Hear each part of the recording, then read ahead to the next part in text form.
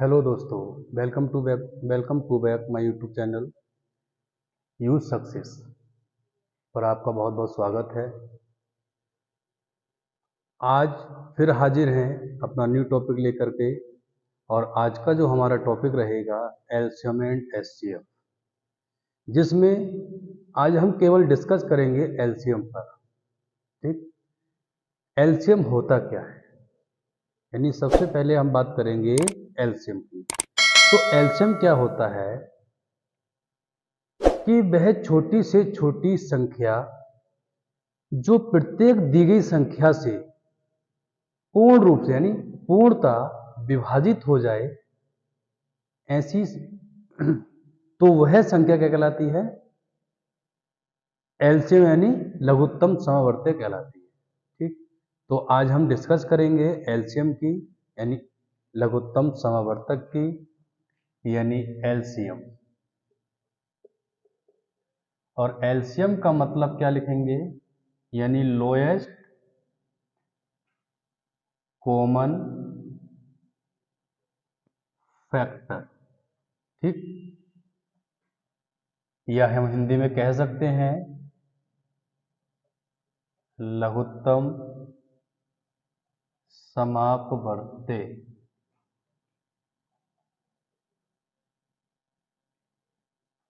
ठीक,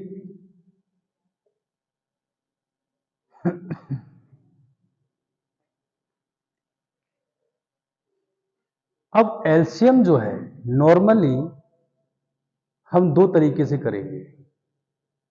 एक गुणनखंड विधि से और एक भाग विधि से, यानी एक फैक्टर विधि से हो जाएगा, फैक्टर मेथड, और एक डिवीजन मेथड। अगर मैं बात करता हूं पहले गुणनखंड विधि से, गुणनखंड विधि से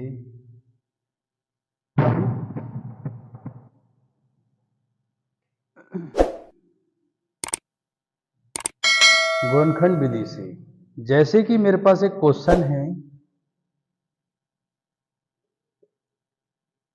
16, 32, 48 का एलसीएम क्या होगा। ठीक, तो हम करेंगे क्या? पहले 16 को लेंगे, इसके गुणनखंड करेंगे। क्या होंगे?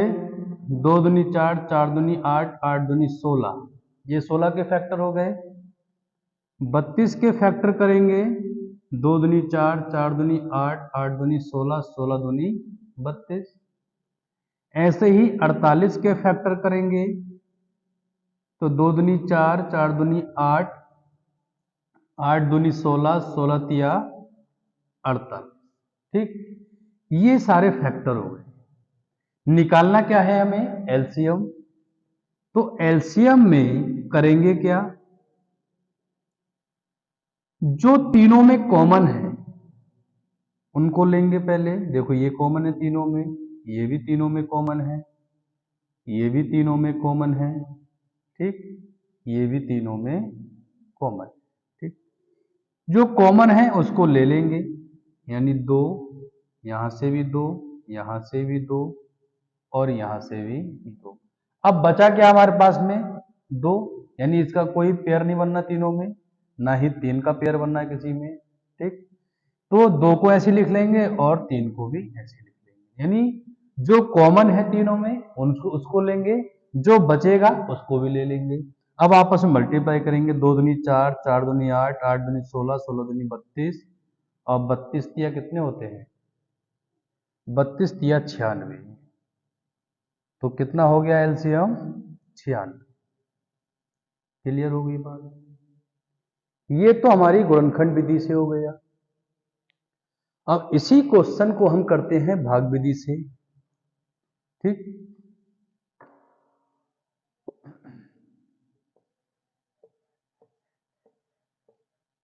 यानी भाग विधि, या कह सकते हैं डिवीजन मेथड। ठीक। तो डिवीजन मेथड में क्या होता है, तीनों नंबर्स को, इन तीनों संख्याओं को एक साथ लिख लेते हैं, 16, 32, 48। फिर छोटी से छोटी संख्या से इसको डिवाइड करते हैं, 2 अट्ठे 16, ये 16 बार में गया और ये गया 24 बार में। फिर ये कितने बार गया, 4 बार, ये 8 बार, ये 12 बार। फिर ये गया 2 से 2 बार, 4 बार, 3 बार। फिर 2 से जाएगा 1 बार, 2 बार, 3 बार। ठीक। फिर आगे करो, फिर 2 से जाएगा, ये ऐसे रहेगा, फिर और ये 3 हो जाएगा। फिर 3 से जाएगा, और कब तक करते जाते हैं, नीचे सब में हमें क्या बनाना है, पहले 1 बनाना है। ठीक। अब इन सबको लिख लेंगे, जितनी बार गया इन वाली वैल्यू को हम लिख लेंगे। हमें निकालना क्या है, एलसीएम। तो 2 गुणा 2 गुणा 2 गुणा 2, फिर ये वाला 2 आएगा, फिर ये वाला 3 आएगा, वही मल्टीप्लाई करनी है। 3 दूनी 6, 6 दूनी 12, 12 तिया 36, 36 दूनी 72। ज्यादा हो गया क्या, 2 दूनी 4, 4 दूनी 8, 8 दूनी 16, 16 दूनी 32 और 32 तिया 96, ये गलत हो गया। 2 दूनी 4, 4 दूनी 8, 8 दूनी 16, 16 दूनी 32, 32 तिया 96। देखो इससे भी वही आ रहा है। यानी तरीका आप कोई सा भी अपना लें, आंसर दोनों से एक ही आएगा। ठीक है। अब एलसीएम में क्वेश्चन किस किस टाइप से बन सकते हैं, डिस्कस करते हैं।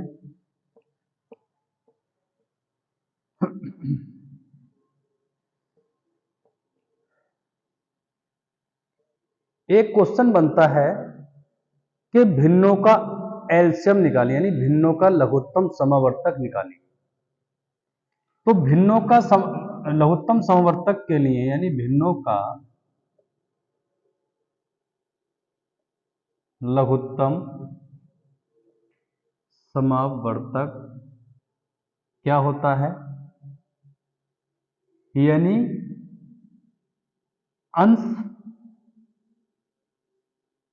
का एलसीएम। ठीक। फिर नीचे हर का एचसीएफ। ठीक।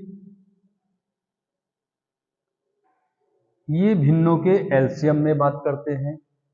ठीक। जैसे कि कोई क्वेश्चन लेते हैं, हमारे पास में क्वेश्चन है 7/9, 14/15 और तथा 7/10 का लघुत्तम समावर्तक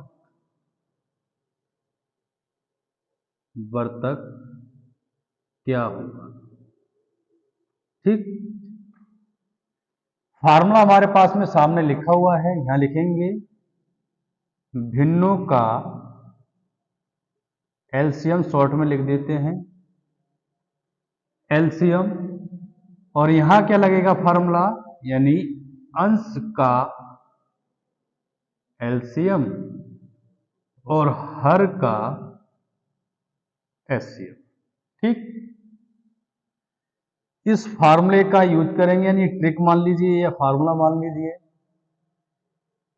यहां पर अंश क्या है, 7, 14, 7 का एलसीएम लेंगे, और यहां 9, 15 और 10 का क्या लेंगे, एचसीएफ लेंगे। ठीक। तो इस तीनों का कॉमन एलसीएम कितना होगा, 14। 14 इन तीनों से डिवाइड भी है, यही बताया है, तो इसका ऊपर हो गया एलसीएम 14। नीचे वाले का एचसीएफ क्या होगा, या कोई कॉमन फैक्टर है इसमें, नहीं है, तो इसलिए कॉमन क्या है, सभी में 1 है, तो इसका एचसीएफ कितना हो जाएगा, 1। तो यानी इसका जो एलसीएम आएगा वो कितना आएगा, 14। कितना हो जाएगा, क्लियर हो गई। एक क्वेश्चन यहां से बनता है, एक क्वेश्चन नॉर्मली संख्या दे देगा और तुमसे पूछ लेगा एलसीएम निकालिए। एक तरीका क्या है, दूसरा तरीका आपको देगा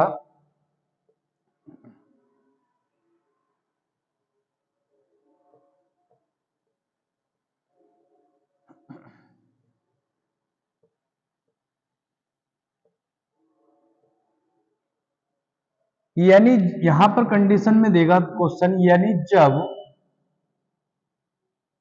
सभी संख्याओं के आधार समान हो तब लघुत्तम समावर्तक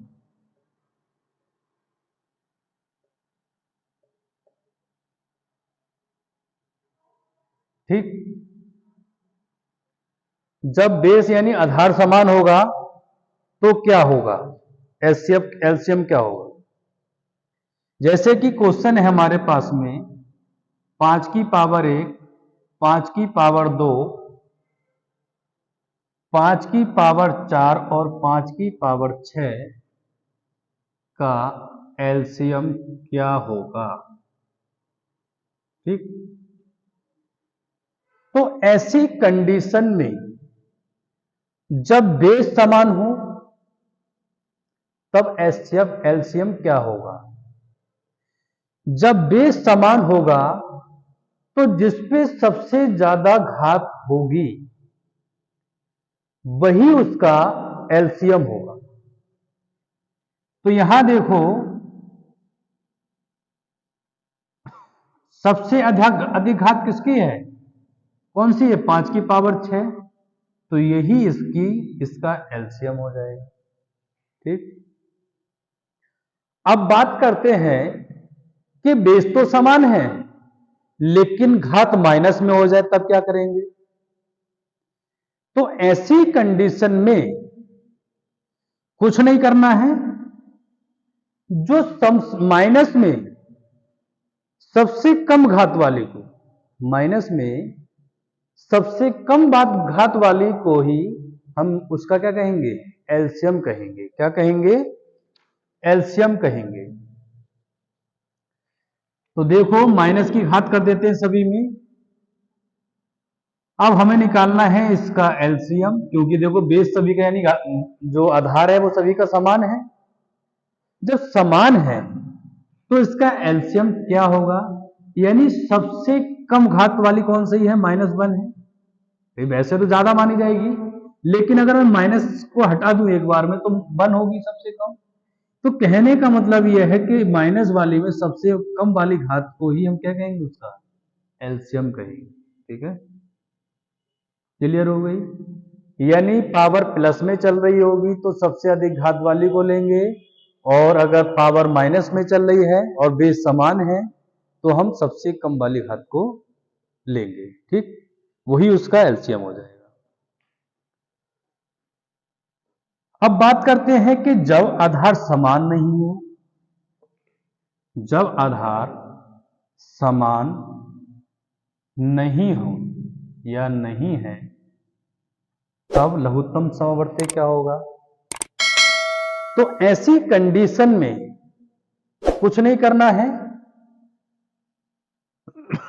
जैसे कि एक क्वेश्चन लेते हैं 5 की पावर 2 और 2 की पावर 3 का एलसीएम क्या होगा, ठीक। तो ऐसी कंडीशन में कुछ नहीं करना है, इन दोनों संख्याओं की पावर खोलो और आपस में गुणा कर दो, ठीक। तो ऐसी कंडीशन में क्या करेंगे, एलसीएम निकालेंगे। 5 का स्क्वायर गुणा 2 की पावर 3 गुणा कर देंगे। 5 का स्क्वायर का मतलब 25 और 2 की पावर 3 का मतलब 8। 25 अट्ठे कितने होते हैं, 200। ये इसका एलसीएम हो जाएगा, सिंपल सी बात है। और एक क्वेश्चन जो बनता है इसमें वो बनता है घंटी से। घंटी से रिलेटेड एक क्वेश्चन लिखते हैं। क्वेश्चन क्या है कि 4 घंटियां 4,6,8 4 घंटियां 4,6,8 तथा 14 सेकंड तथा 14 सेकंड के अंतराल पर बजती हैं,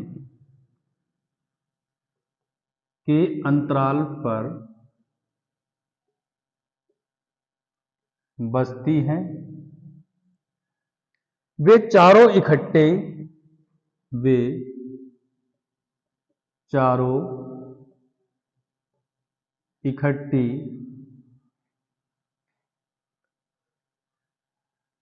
12 बजे बजती हैं। ठीक, 12 बजे बजना प्रारंभ करती, 12 बजे बजना प्रारंभ करती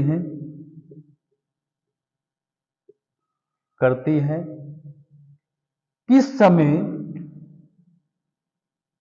समय वे फिर इकट्ठी बजेंगी, फिर इकट्ठी बजेंगी। ठीक, इस टाइप से क्वेश्चन पूछेगा, 4 घंटियों का चौराहे का पूछेगा, तो आपको कुछ नहीं करना है, सीधे सीधे उनका एलसीएम निकालना है।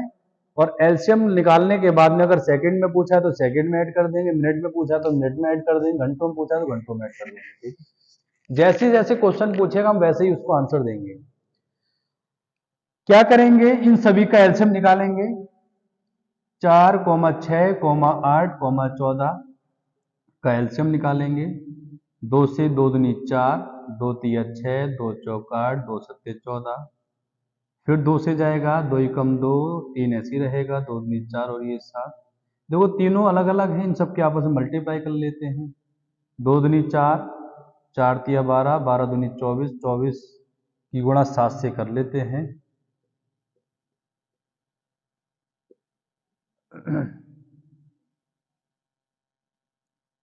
कितना हो गया, 148।